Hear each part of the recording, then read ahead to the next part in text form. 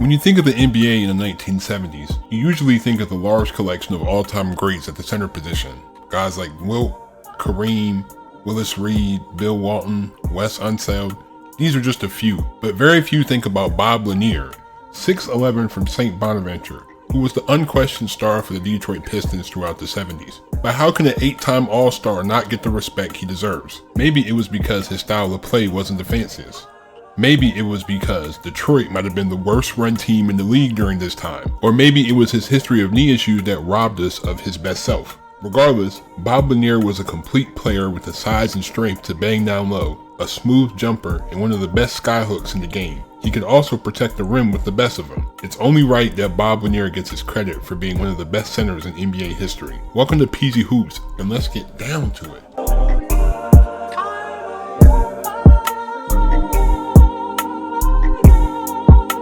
Bob Lanier was born on September 10, 1948 in Buffalo, New York. Bob was growing at a rapid pace for his age, as he was already wearing size 11 shoes by the 6th grade. As Bob tried to play basketball as a kid, he would initially face rejection. A coach on his school team told him at a tryout that his feet were too big for him to be a successful athlete. Even as he grew to 6'5" as a sophomore, he was cut from his varsity team at Bennett High School for being too clumsy. During his junior year, Bob was encouraged by Fred Schwebker, his biology teacher and the new basketball coach, to try out for the team. Bob made the team, and it all went up from here. Bob would average 21 points a game and was named to the All-City team, leading Bennett to a Buffalo City title. His senior season saw him average 25 points a game as he was named to the All-State team, winning another city title. Bob went from being cut from varsity as a sophomore to being recruited by over 100 schools. Bob would choose to play for Larry Weiss at St. Bonaventure as it was only an hour and a half away from home and his parents could come and watch every game. As per the NCAA rules at the time, Bob couldn't play on the varsity team as a freshman, and the Bonnies went 13-9 and missed the tournament. As a sophomore, Bob would immediately dominate, leading the Bonnies to an undefeated regular season and a number 3 ranking in the nation.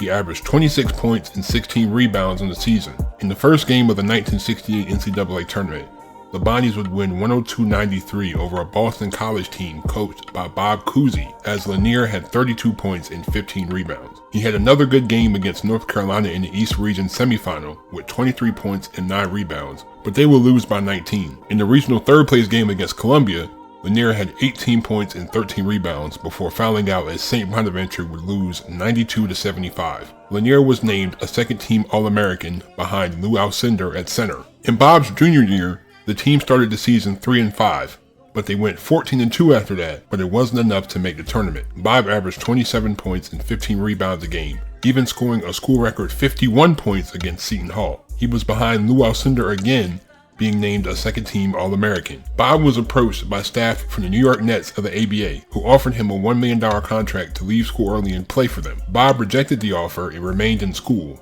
following his father's advice. Bob's senior season was by far his best, averaging 29 points and 16 rebounds, as the Bonnies finished 25-1 on the season, ranked 3rd in the nation overall. Lanier put up 28 points and 15 rebounds in the win over Davidson.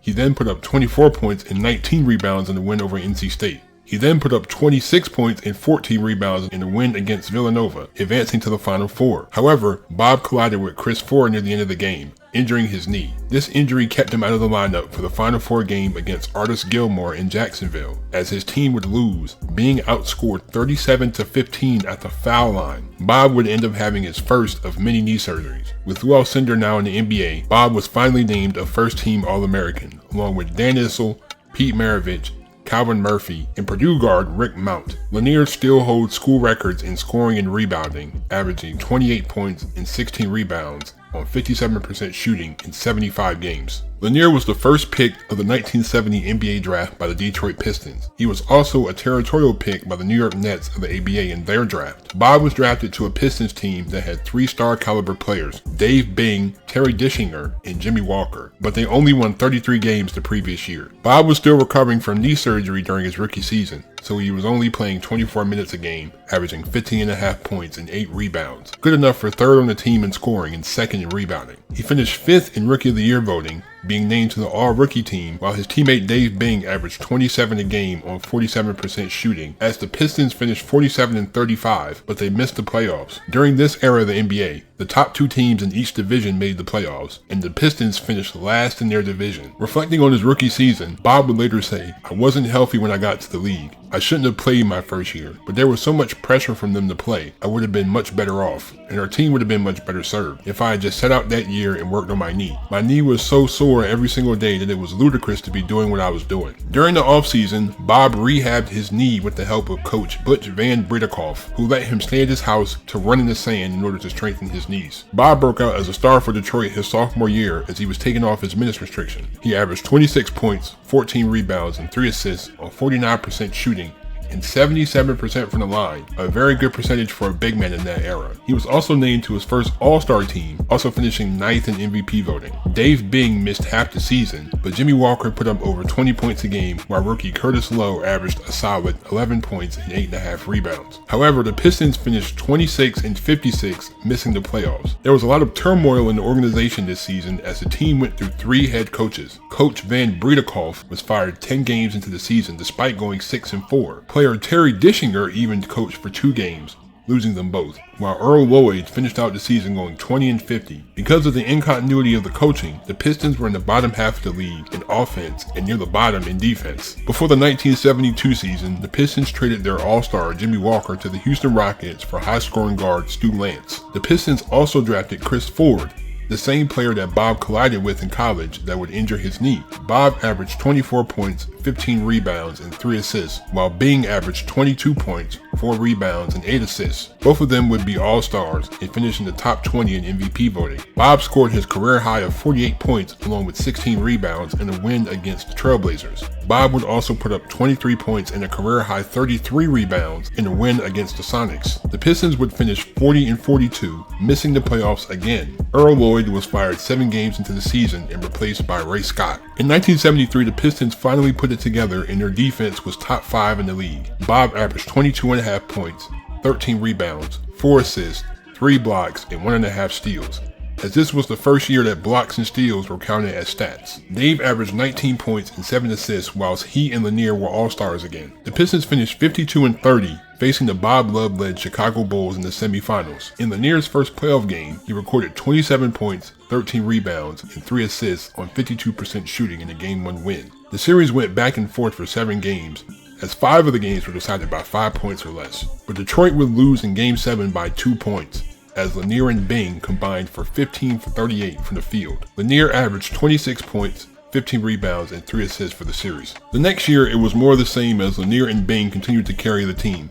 Bob averaged 24 points, 12 rebounds, 5 assists, and 2 blocks, while Bing averaged 19 points and 8 assists. Both of them made the All-Star team again, while Lanier was the MVP of the game, putting up 24 points and 10 rebounds. Bob would record his first career triple-double in a win against the Warriors, putting up 25 points, 19 rebounds, and 11 assists. Despite this, the Pistons ranked second to last in the league in points per game and defensive rating, but they finished 40-42, securing a first-round series with the Supersonics. Lanier and Bing shot a combined 9 for 34 in the Game 1 loss. Lanier bounced back with 17 points, 7 rebounds, and 3 blocks on 7 for 13 shooting in the Game 2 win. Lanier recorded 29 points, 11 rebounds, 6 assists, and 6 blocks in Game 3, but Bing and Curtis Rowe shot a combined 11 of 29 as the Pistons lost and were eliminated. Lanier averaged 20 points, 11 rebounds, and 6 assists for the series. Before the 1975 season, the Pistons traded their all-star Dave Bing to the Washington Bullets along with a first-round pick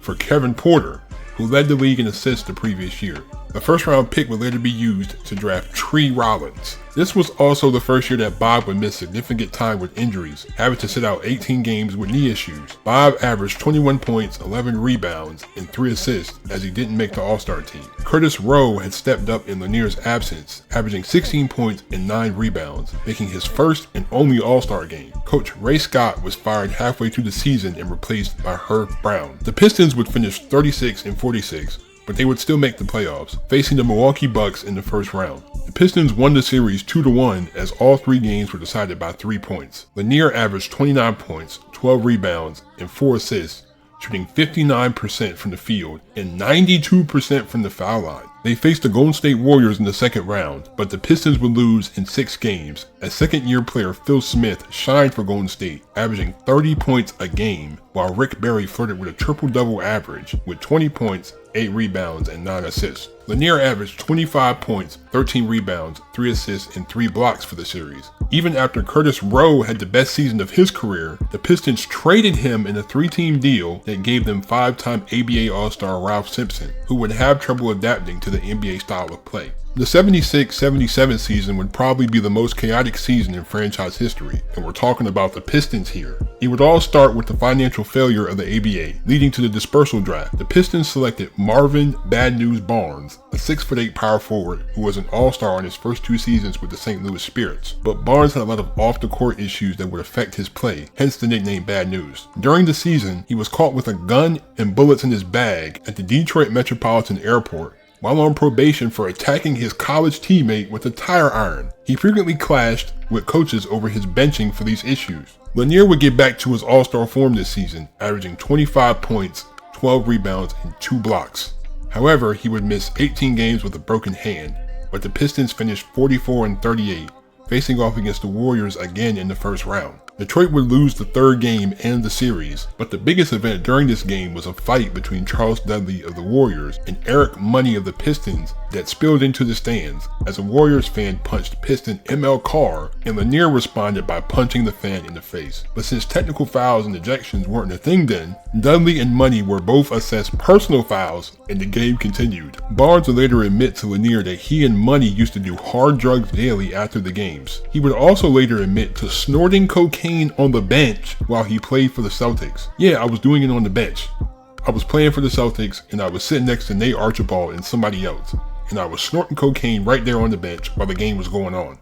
They all moved away from me. I had it under a towel. I guess I don't need to say that my career didn't last much longer after that. The 1977 season saw the Pistons dive back into mediocrity, finishing near the middle of the league in both offense and defense. Lanier had another all-star season, averaging 24.5 points, 11 rebounds, and 3 assists, while only playing 63 games due to more knee issues. Eric Money had the best season of his career, averaging 19 a game, while second-year forward John Shoemate contributed 15 points and 9 rebounds. Herb Brown was fired after a 9-15 start and replaced by Bob Kaufman. The Pistons would finish 38-44, missing the playoffs. Bob Kaufman would be fired during the offseason after only 58 games, being replaced with Dick Vitale. Lanier would have his most injury-riddled season to date in 1978, missing 29 games with recurring knee issues. Bob made his 7th All-Star game, averaging 23 points and 9 rebounds, his lowest rebound total since his rookie year. ML Carr had the best season of his career, leading the league in steals per game. Kevin Porter would average a league-leading 13 assists per game. Rookies Terry Taylor and John Long put up decent numbers, at 13 and 16 points a game respectively. But the Pistons would sorely miss their star as they finished 30-52, missing the playoffs. The 1979 season was Bob's last as a Piston, as he was traded 30 games into the season to the Bucks for former first overall pick Kent Benson in a first-rounder, a severely lopsided trade in hindsight.